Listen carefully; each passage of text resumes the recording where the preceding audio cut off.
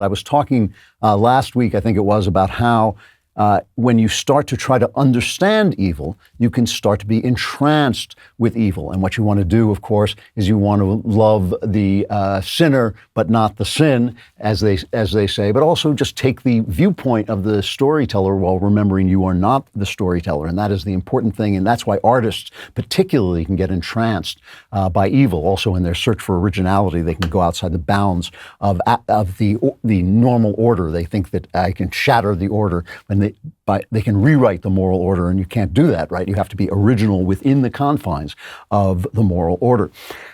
So I wanted to take a look at what I think is one of the very few true works of art of the last 25 years, true American works of art, which was The Sopranos.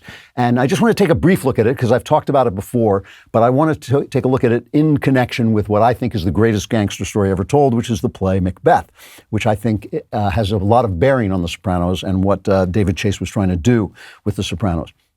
And part of the genius of The Sopranos was that he gave the romanticism about the mobster life, as Scorsese does in Goodfellas. He gave it to the mobsters, but unlike Scorsese, he also has an outer view where we see that the romantic of gangsterism is also condemning these people into a world of evil and degradation, right? Tony Soprano is a man who in many ways is admirable. He's a strong man. He's a tough man. He outsmarts other men, and that makes him kind of fascinating. But unlike the character in Breaking Bad, where I think the artists actually did fall in love with their character, they couldn't even let him be killed. He had to, in some sense, kill himself. Unlike that character, David Chase actually puts Tony Soprano in the context of a greater moral order. There's a wonderful, wonderful episode, which I've talked about before, called From Where to Eternity, where his nephew, Christopher, is shot, and in a moment when he goes into a near-death experience, he actually goes to hell. Here's a brief scene of that. I'm going to hell, T. You're not going anyways but home. I crossed over to the other side. You what? I saw the tunnel and the white light. I saw my father in hell. Get the out of here. And the bouncer said that I'd be there too when my time comes. What bouncer? The Emerald Piper. That's our hell. It's an Irish bar where it's St. Patrick's Day every day, forever. St. Patrick's Day every day, forever. And the mobsters are all affected by this. They see the ghosts of people they kill. They contemplate whether they are going to hell. They try to excuse themselves and say, why, Tony Soprano says, I'm not going to hell because I'm just doing what I have to do. And then by the end of it, they forget the whole thing. And one of the themes of The Sopranos is it's a TV show about the art of TV, because TV is unique in some ways in that in a one-off story like you get in a movie or in a novel, the character goes on an arc. He starts at one place, then he faces the challenges that will change him, and then he becomes changed. But in The Sopranos TV shows, people stay the same. They just do a different thing every week. We know what we're tuning in to when we see this certain set of characters, but we see them do a different thing, and that's where the interest in TV comes from, and they don't change. And that's very much like life, and that's one of the points of The Sopranos is that people don't change. People have a very hard time changing. But another theme of The Sopranos, and this is what I want to get to, is the therapeutic idea. And the therapeutic idea is an idea that in some ways derives from Christianity, but goes awry. It becomes this idea that, I'm looking, my life was saved by therapy in my youth, no question about it. And I have been in therapeutic situations on hotlines where I have had to take people as they come, and no matter what they've said, I've had people say to me that they were worshiping Satan. I've had people tell me they were doing terrible things. And what you don't say to them is you're doing terrible things. You try to understand them in the moment and accept them in the moment and offer them healing in that moment.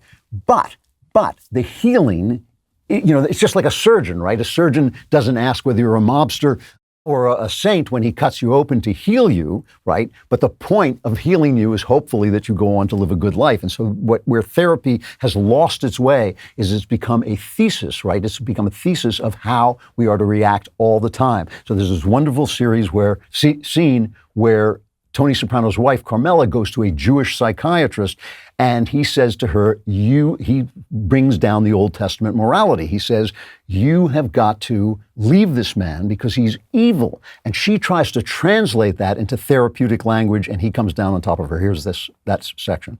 So, You think I need to define my boundaries more clearly, keep a certain distance, not internalize my... What did I just say? Leave him. Take only the children, what's left of them, and go. My priest said I should try and work with him and help him to be a better man. How's that going?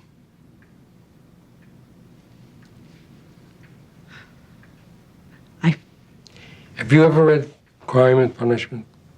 Dostoevsky. It's not an easy read. It's about guilt and redemption. And I think for your husband to turn himself in, read this book, and reflect on his crimes every day for 7 years in his cell, then he might be redeemed. What is so brilliant about this moment, okay, is that he's a Jew. He is bringing this Old Testament morality to her.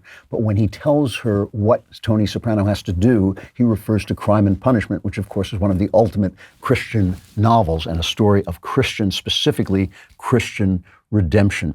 And what I believe the show is telling you here is that the therapeutic system is the mistake that I was talking about in the opening of the show. It is the mistake of observing the world from the point of view of God and then mistaking your role as the role of God. That's the mistake, right? That's the error people make. The error we make on the right is we don't pause to love the world and to love the people in the world. We don't pause. We want to leap right to the judgment.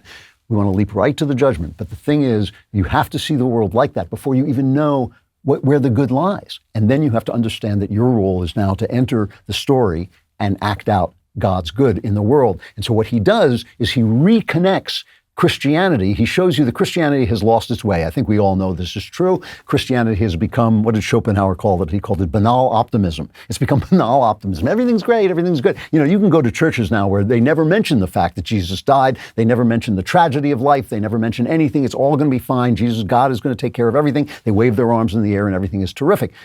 That is not Christianity, and what he is doing is he's reconnecting Christianity to its moral roots. Jesus lived and died a Jew. That was not an accident. That was the plan, right? And so he's reconnecting Jesus to his Jewish roots, but he doesn't say what he has to do is go and become a Jew. He says he has to read Crime and Punishment and be redeemed through suffering and remorse. And that is, it's a brilliant scene. It is reconnecting it. Now, why I say this has to do with Macbeth is Macbeth is also about a husband and wife who descend into evil.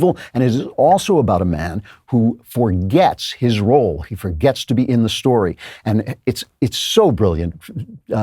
Macbeth, the Scottish warrior, comes upon three witches, and the three witches tell him that predict that he will become the Thane, the Prince of Cawdor, and then he will also become the King of Scotland, right? He's going to become the King of Scotland. So they predict this. Now, why is Shakespeare thinking about this? Because it's the middle of the Reformation, and what people are talking about is predestination, right? Predestination is God has already decided whether you are going to be saved or damned.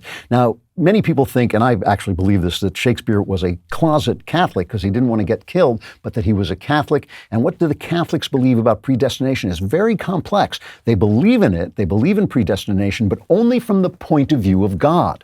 We do not live on the point of view of God. God lives outside of time, so everything is already there. He sees everything at once. We have no concept of what that's like. We can't even the word predestination, which involves destiny, takes place in time. So it's not really making any sense, right? Because we are not God. This is the point I'm trying to drive home here, right? We are not God. We cannot see what he sees outside of time. We can only see it through love.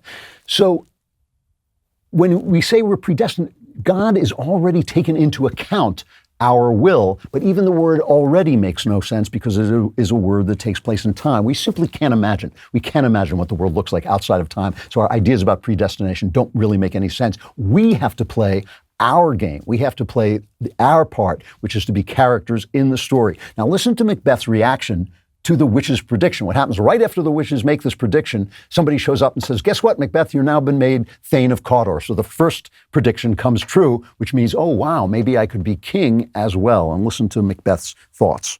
This supernatural soliciting cannot be ill, cannot be good.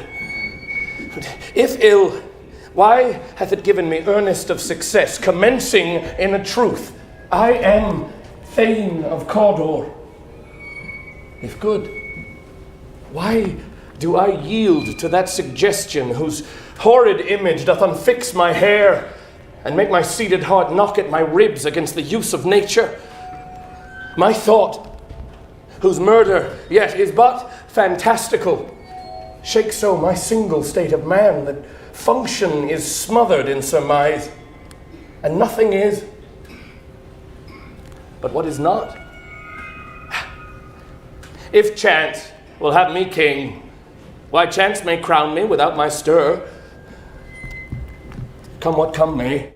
So it's one, I can't say it's brilliant as Shakespeare. What he says is, if he is going to do this, if he is going to take the part of destiny, if he is going to play God, the only way for him to do this is to murder the king. And he ends up by saying, well, I'm not going to do that, so if destiny wants to crown me king, let it crown me king, come what come may. His wife, however, Lady Macbeth, has a totally different opinion of this, and she accuses him essentially of being a girl, of not being man enough. She says, you're too full of the milk of human kindness. So she is putting him in the feminine position, and she cries out to the demons of the air. She cries out, unsex me here, and turn my milk into gall. That is what Lady Macbeth says. And so she begins to take the male part in encouraging him to do this. And you heard him say, I would act against the use of nature. Shakespeare is very much saying that by not embodying the feminine, Lady Macbeth has gone against the use of nature, and Macbeth, really different than all of these gangster stories where the gangsters had a certain masculinity to them. He is saying Macbeth becomes evil when he becomes effeminate. He becomes evil when he becomes effeminate because he no longer becomes a son of God and lets God do what he's going to do. If he's predestined to become king, then let him become king. That will happen whether he does anything or not. He wants to tell that story. He wants to be the author of that story, which he can only do by shedding blood. And he sheds blood, and Lady Macbeth goes insane. She says, when she's covered in blood, she says, oh, a little water will take this off. But she finds that no water will take this off. She says, will my hands never be clean? And ultimately, she kills herself. And then, when that effeminate masculine power is gone from Macbeth, he makes this famous speech where he says, life is meaningless. This is from Macbeth. Tomorrow. And tomorrow. And tomorrow creeps in this petty pace from day to day to the last syllable of recorded time. And all our yesterdays of lighted fools the way to dusty death. Out. Out. Brief candle. Life's but a walking shadow. A poor player that struts and frets his hour upon the stage. And then is heard no more. So we know that Shakespeare doesn't believe this because Macbeth, literally, it's Patrick Stewart. We know Macbeth literally is an actor on the stage, and the play does have meaning, right? But it doesn't have meaning to Macbeth. Why? Because meaning, if you picture life, our life, as operating at one level, and then at a higher level is God's moral meaning, right? Macbeth has detached himself from that meaning, and his life has become meaningless. And that is what happens when you play God. When you understand, when you have the humility to understand that you are in the story God is telling, then you take on the role that God has assigned you as a character in his story, which is to become a child of God and do God's good in the world.